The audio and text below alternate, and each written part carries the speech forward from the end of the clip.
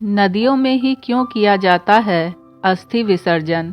जानिए इस सवाल के जवाब से जुड़ी यह पौराणिक कहानी। आमतौर पर यह मान्यता है कि मृत व्यक्ति की अस्थियों को विसर्जित करने से यह एक व्यक्ति की आत्मा को उसके क्षणभंगुर भौतिक शरीर से मुक्त करता है ताकि उसका पुनर्जन्म हो सके। दूसरी एक और प्रचलित मान्यता यह है कि पवित्र नदी जैसे गंगा जी, नर्मदा जी, इसमें अस्थि विसर्जन से उस जीव को, आत्मा को मुक्ति मिल जाती है। मुक्ति किससे? इस जन्म मरण के चक्र से।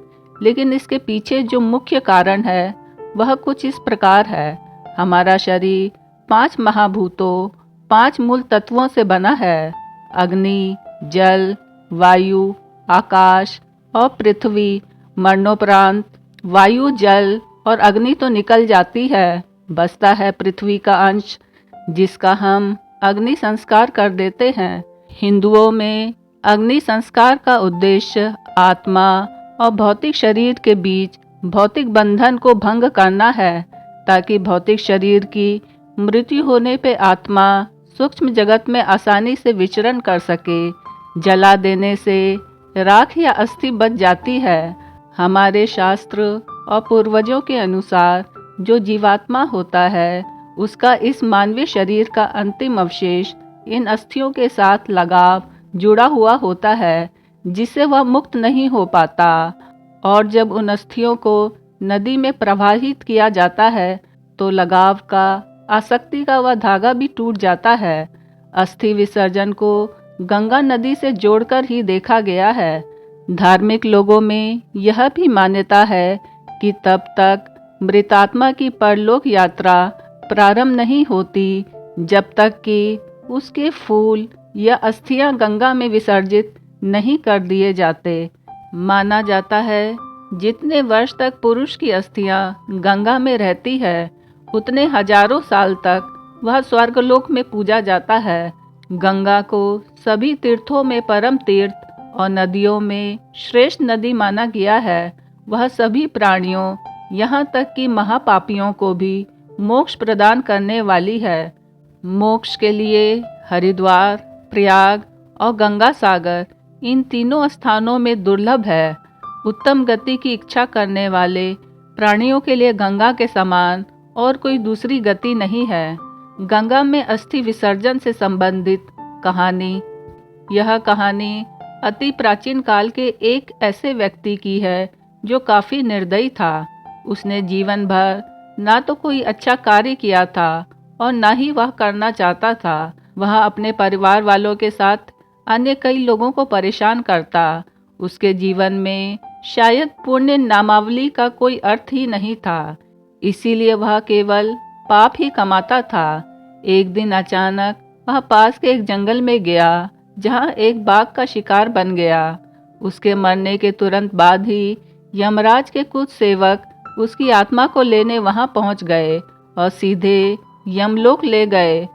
अब वहां कुछ बचा था तो उसका मृत शरीर, जिसे काफी हद तक बाघ ही खा गया, लेकिन बचा हुआ कुछ हिस्सा अन्य छोटे जानवरों का भोजन बना।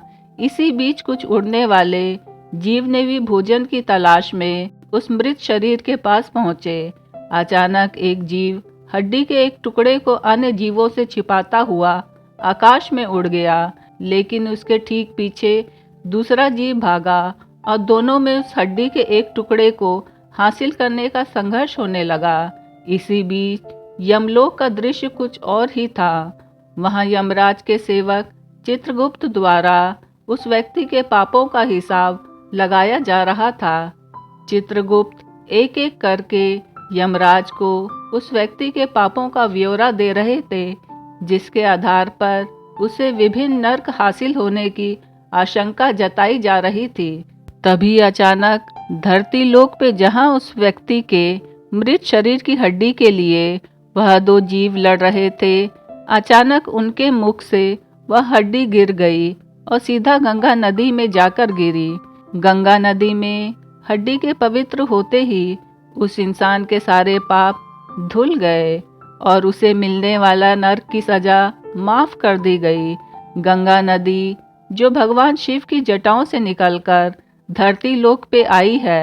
उनकी पवित्रता शिव जी के नाम से जुड़ने से ही बन जाती है।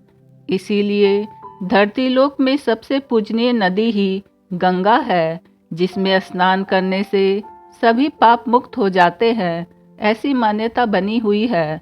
गंगा नदी की पवित्रता वैसे केवल कहानी ही नहीं, साथ ही हिंदू धर्म के कुछ महान ग्रंथों में भी अस्थि विसर्जन के आख्यान पाए गए हैं।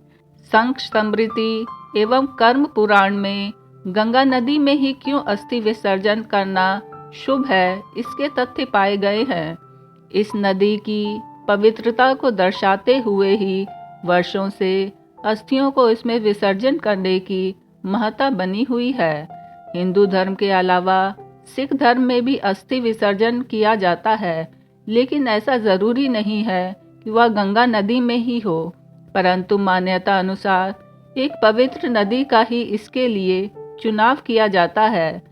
लेकिन शास्त्रों में खास तौर पर अस्थि विसर्जन को गंगा नदी से जोड़कर ही देखा गया है।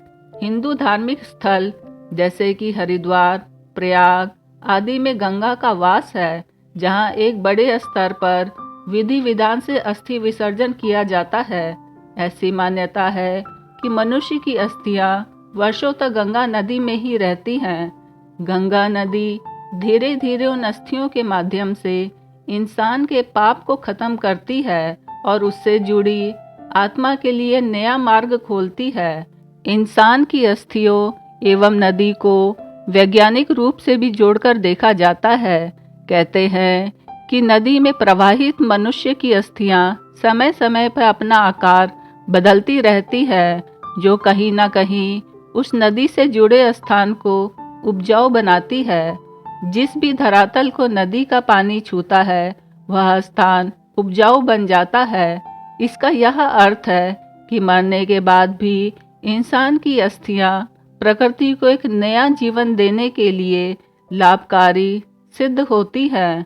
मोक्ष तो मरने वाले को अपने कर्मों से मिलता है।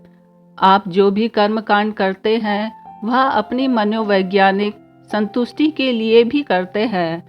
आप अस्थियों को नदी या गंगा में इसलिए प्रवाहित करते हैं कि उनका अपमान ना हो।